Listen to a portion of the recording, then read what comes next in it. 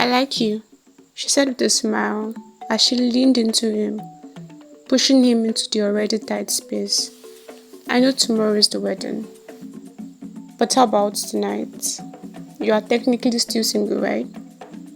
As she said this, without waiting for a reply, Adeola raised her head to kiss his scared looking Ben. Beautiful Adeola, as she was fondly called, was a very beautiful young lady in her 20s. Her beauty scared her mother so much that she took her for deliverance at age 3 to make sure she wasn't part of the marine kingdom. Adeola knew the worth of pretty privilege quite early. As a child, she was able to escape punishment as long as she smiled at the person and would always get gifts whenever she was out with her parents. Anyone who gave her a gift would touch her and say, I pray to have a child as beautiful as you. For most of her life, she was shielded from men. But immediately she moved to the city. After entering university, Adeola became known as the seductress. She had a best friend, Hayo, who accommodated her in her apartment. At this time, she didn't have a boyfriend, but her roommates did. Her roommate Ayo and John were high school sweethearts who had plans to get married. One day, Adeola's roommate Ayo had an unexpected lecture and could not return on time as she had already had plans with her boyfriend, John, who was waiting at their shared apartment.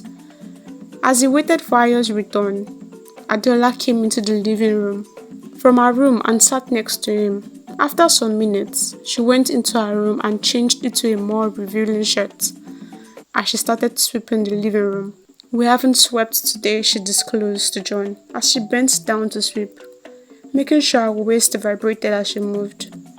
After she was done sweeping, Adela screamed, My eye, my eye! John rushed from his seat to check what was wrong. Something got into my eye, Adela said, as John opened her eyes to check. Adela kissed him on his lips. And that was how our affair with John began. For months, Ayo was unaware of the arrangement between Adeola and her boyfriend, John. Her lectures always ran late as she was a medical student. But one day, she unexpectedly had a cancelled class. Instead of going home, Ayo decided to go over to John's place to surprise him since it was the weekend. She stopped by the market to grind tomatoes to make stew for John, as she wanted to spend the weekend with him. As Ayo got to John's apartment, she put in her spare key to unlock the door, but soon realized the door was not locked. Just as she stepped into the living room, she was met with the sight of Adeola wearing John's shirt, cuddled in his arms as they slept. Enraged, she opened the tomato puree and pepper she had grounded and poured it on the sleeping lovers. As they opened their eyes, the sting of the mix was unbearable as Adeola and John shouted, my eyes, running all over without direction like chickens. Ayo left and kicked Adeola out of their shared apartment. Adeola did not apologize as she packed her things and moved in with John. As soon as Adeola moved in with John, she began to lose interest in him as he became too in love with her. She shifted her fascination to Ben, a quiet guy in her department who was known to be extremely brilliant. He was also very good-looking and wealthy. His father was the Minister of Finance. One rainy afternoon after classes, Adeola decided to make a move. As Ben packed his books, she approached him. Hi, she said, with a smile. She knew no guy could refuse. I am Adeola, she said. I know, he replied. Everyone knows the most beautiful girl in our department. Oh, really? I don't think I'm that beautiful, she said, denying it as she held his hands. I really need your help. I don't have a place to stay and I heard you have an apartment all to yourself. As Ben looked at her, contemplating his next words, Adeola continued. I will do the chores and contribute to food, I promise. I will be no trouble. Ben wiped his face with the first towel and said, Sure, no problem. I will give you my address. That day, Adeola broke things off with John and moved into Ben's spare room. She had planned that when she moved in, Ben would automatically become her boyfriend, as she knew she was extremely beautiful and could not wait to be affiliated with his family's money. Days rolled into weeks and weeks into months. But Ben made no move on Adiola. However, he began to provide for her, and her lifestyle became extravagant with him sponsoring it. One evening, as Adiola watched Ben working diligently on his school projects, she decided to escalate her efforts. She entered the room wearing a silky red robe. "Need any help?" she asked, leaning over his shoulder, letting the robe slip slightly to reveal her cleavage. Ben looked up briefly, then back at his work. "No thank you, I'm almost done." Feeling frustrated, Adela walked back to her room, thinking of a new strategy. The next morning, she cooked an elaborate breakfast and served it with a smile. "I made your favorite," she said, placing the plates in front of him. "Thanks, Adiola," he said, smiling genuinely. "This looks great."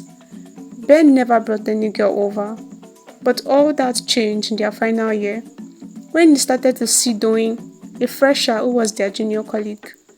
She became Adiola's unspoken rival, as Adiola started to get jealous over Doing sleeping over for days in a row.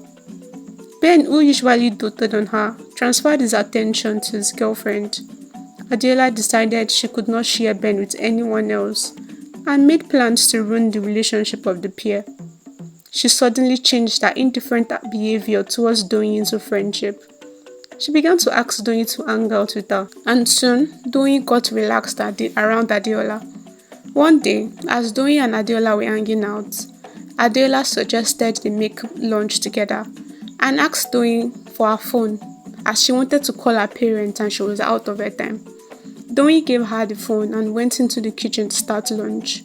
Once Adiola was sure she was away, she took Doyin's phone and saved a number she had secretly gotten with an outrageous man name. Days later, as Doyin and Ben were cuddling in their bedroom, watching a movie Adiola had suggested, a text message came in. It read, "When are you coming over? Last night was hot." Ben's gaze shifted from the phone screen to Doyin's face as he demanded an explanation. Doyin, who had not slept over the night before, tried to explain.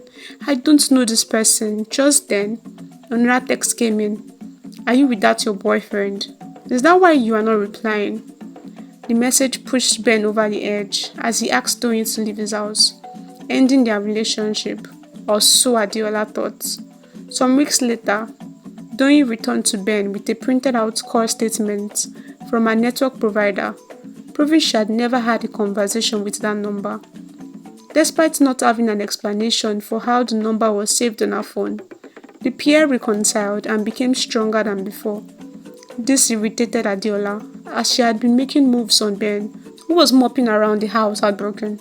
After some years, Adiola and Ben graduated, and Doyin finished shortly after. Adiola was still living with Ben, as they both served in the same place for their NYC and were retained. Ben proposed to Doyin and Adiola was not having it. She tried everything to separate the two subtly, but it was not working. So weeks before Ben's wedding, she decided she was no longer going to be nice.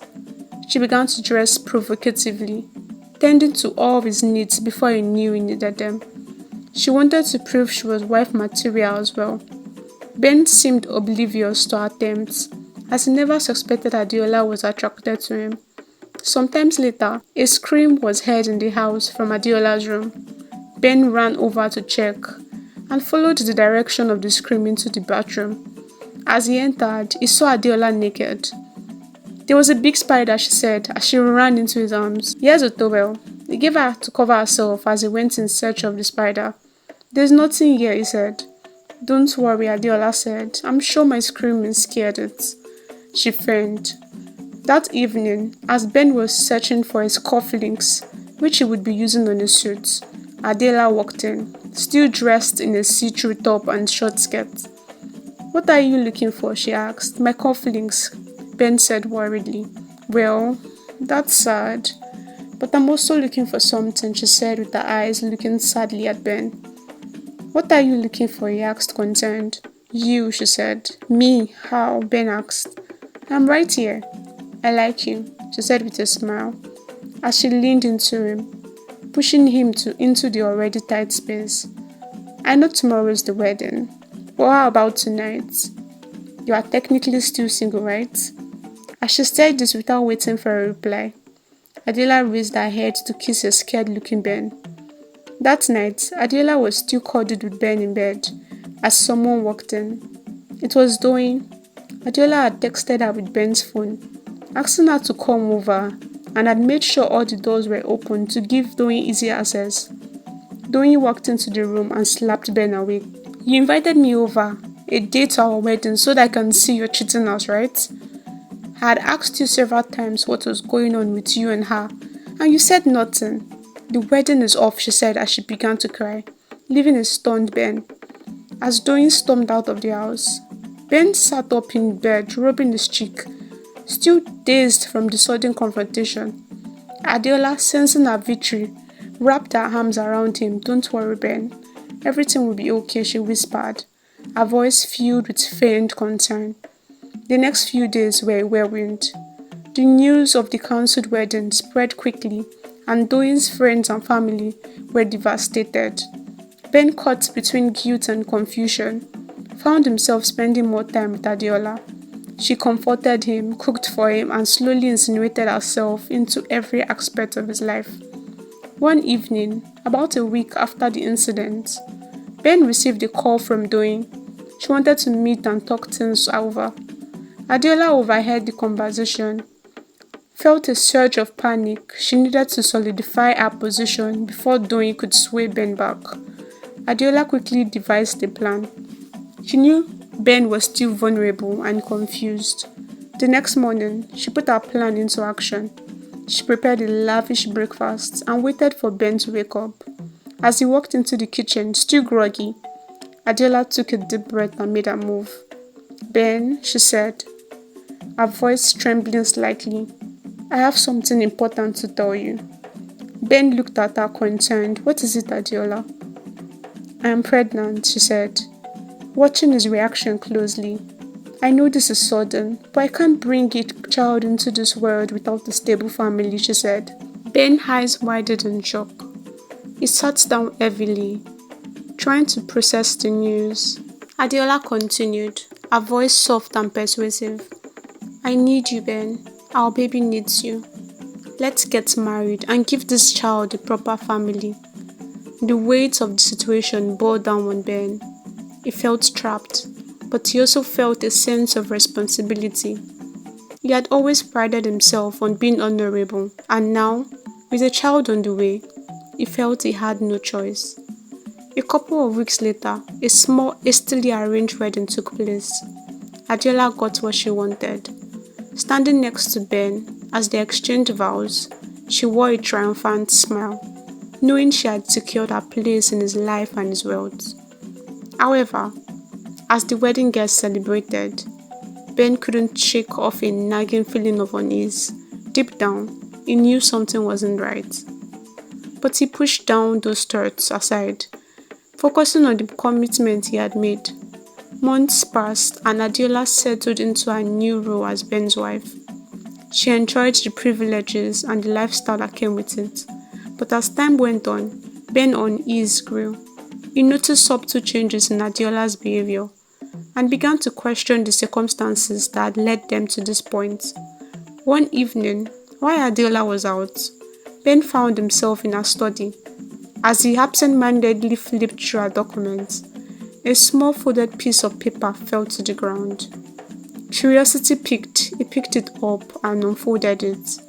It was a receipt for a pregnancy test dated a week before their wedding. The result was negative. Realization dawned on Ben. Adiola had lied about the pregnancy to trap him. Anger and betrayal surged through him. He knew he had to confront her, but he also knew he had to be smart about it. He needed proof and a plan. Over the next few days, Ben quietly gathered evidence of Adiola's deceit. He documented everything meticulously, building his case. When he finally confronted her, Adiola tried to deny it, but the evidence was overwhelming. She broke down, knowing her carefully constructed world was about to crumble. I did it because I love you, she sobbed. I was afraid of losing you to Doyin. Ben, though hurt and angry, saw the desperation in her eyes. He took a deep breath and said, Adiola, you cannot build a relationship on lies and deceit. We need to end this marriage. Adiola's face turned pale. Please, Ben, give me another chance. I'll do anything. Ben shook his head. No, Adiola. This had gone too far. We need to go our separate ways. The divorce proceedings were swift. Adiola, stripped of the wealth and status she had craved, moved back to her parents' home. Ben, though heartbroken, felt a sense of relief and freedom. He reconnected with Doyin, who, though initially hesitant, saw the sincerity in his efforts to make amends. In the end, Ben and Doyin rebuilt their relationship stronger and more honest than before. Adela, on the other hand, was left to reflect on her actions and the consequences of her deceit. She learned that true love cannot be stolen or manipulated, and that happiness built on lies is always doomed to crumble. The moral lesson of this story is keeping a snake as a pet, believing it will bring you companionship, is a dangerous gamble. The snake, by its very nature, may strike when you least expect it, bringing harm instead of the loyalty and trust you sought. Similarly, allowing deceitful and manipulative individuals into your life, thinking you can control or benefit from their presence, often leads to betrayal and heartache. Just as the snake is true to its instincts, such people are true to their nature.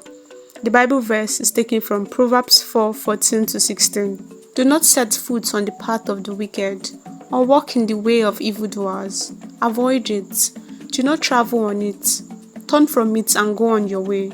For they cannot rest until they do evil. They are robbed of sleep till they make someone stumble. Thanks for listening to this story. I hope you enjoyed it as much as I enjoyed writing and making this. Please don't forget to subscribe, and as always, see you in my next video. Bye besties.